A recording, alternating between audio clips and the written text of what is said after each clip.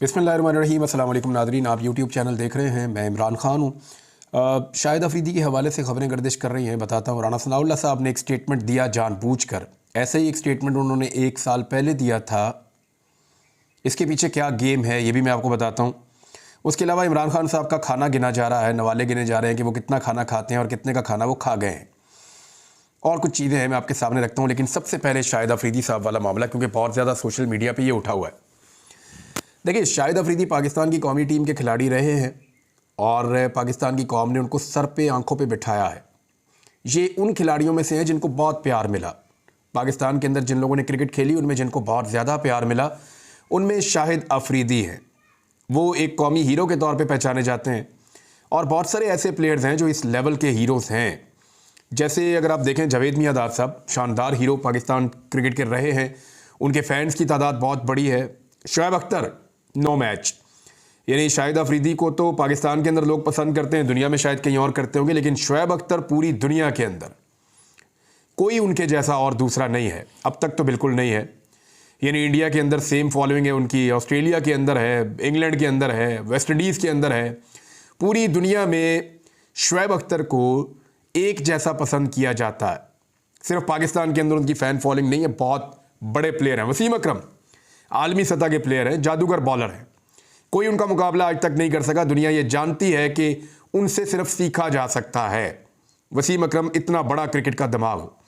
वकार यूनुस बहुत बड़ा नाम, आकिब जावेद, कामरान अकमल हैं, सईद अजमल हैं, अब्दुल कादिर हैं, सईद अनवर हैं, आमिर सुहेल हैं, बासित अली हैं, मोहम्मद जाहिद हैं, राशिद लतीफ़ साहब हैं, बहुत बड़ा नाम है।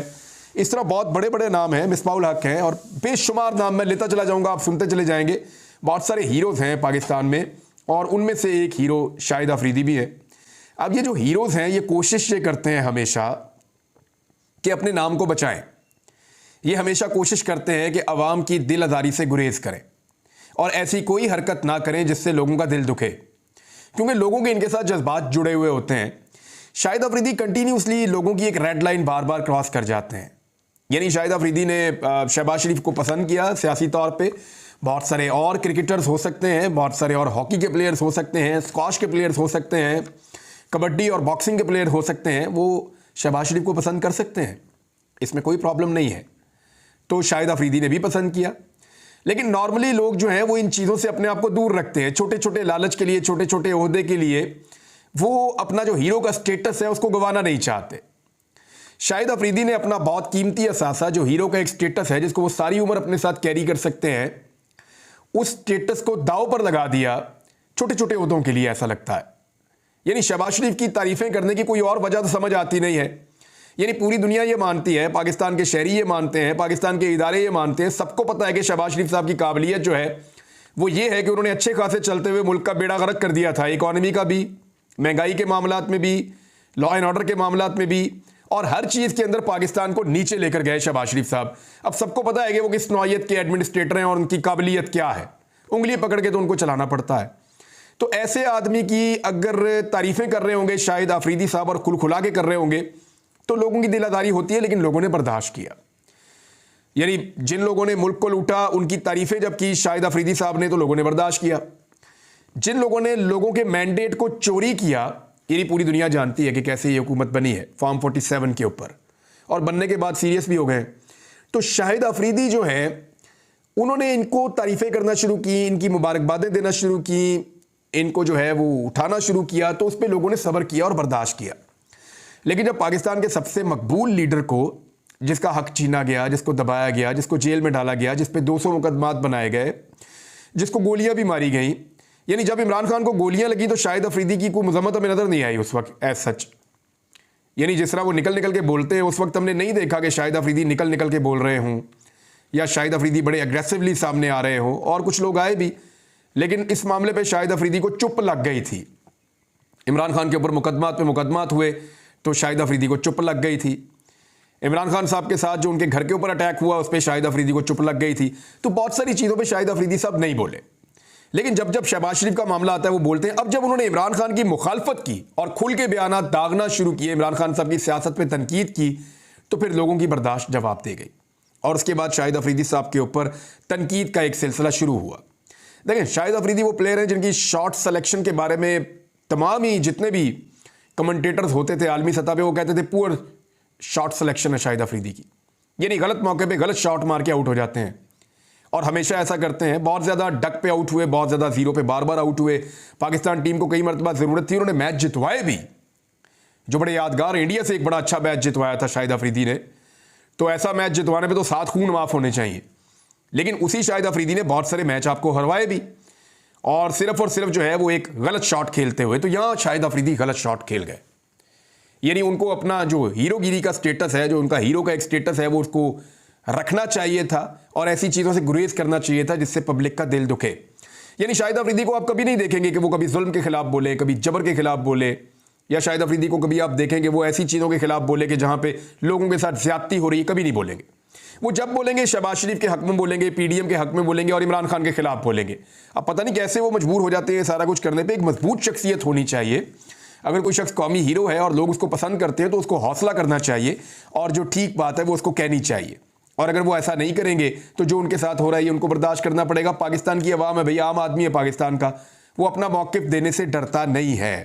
तो मुझे सुनने में ज़रा थोड़ा सा अजीब लगता है, देखने में भी मेरे दिल मेरा बुरा होता है जब शाहिद अफरीदी जैसे आदमी को, जिसको कौम ने हीरो करार दिया हो, उनको ऐसी तनकीद का सामना करना पड़ता है जो उनके अपने किए धड़े के नतीजे में उनके सामने आ जाती है।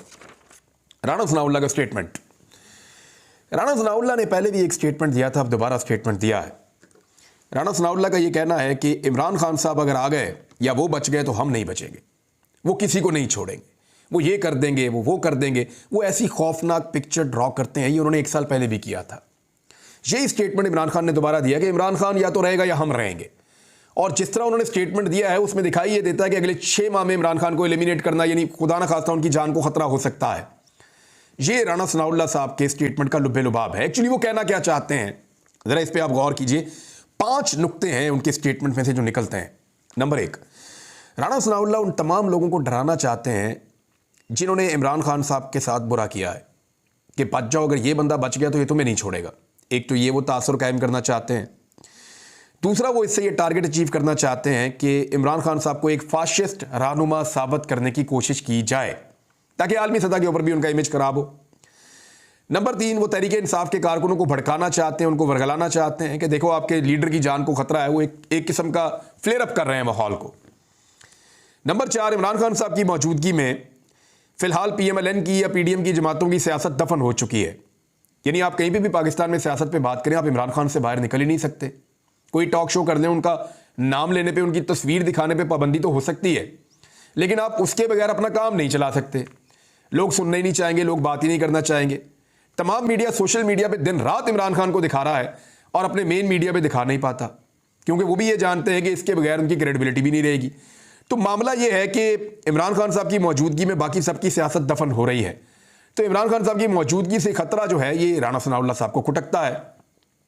और 5वां राना सनाउल्लाह साहब का जो मकसद है वो ये है कि वो ये चाहते हैं कि उनके दौर में जो कुछ हुआ उस पर पर्दा पड़ा रहे और अब कोई ऐसा तमाशा लगे जिसके बाद इमरान खान साहब के खिलाफ जो उनके दौर में हुआ वो लोग भूल जाएं।